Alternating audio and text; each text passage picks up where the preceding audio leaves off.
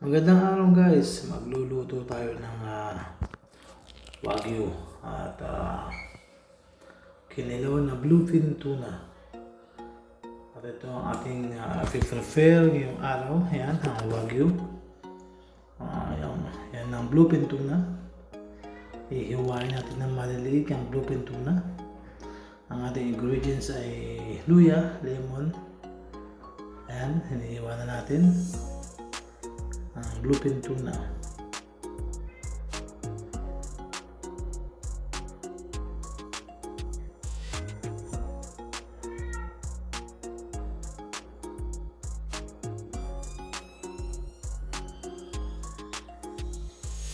Yan, maghihiwa lang tayo guys. Diyan lang kayo. Yan. Hanggang sa matapos, hiwain na natin yung bluefin tuna na maliliit. Yan yung nilagyan sa lagayan. Hiwain natin yung pangalawang tipak ng bluefin tuna. Yan. Pagsama-samahin natin ang mabilis. Hindi po tayo professional na chef, pero yan.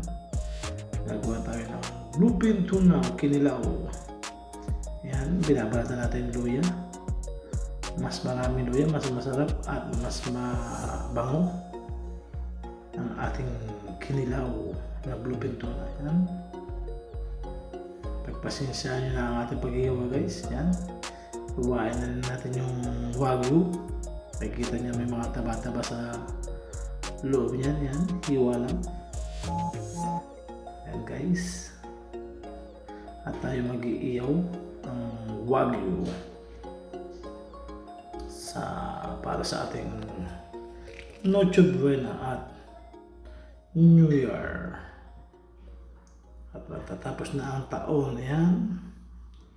Tapos na tayo maghiwa guys. Yan. Sige, hiwa lang. Maghiwa na tayo maghiwa. May sumilip. Si Makoy at si Mama.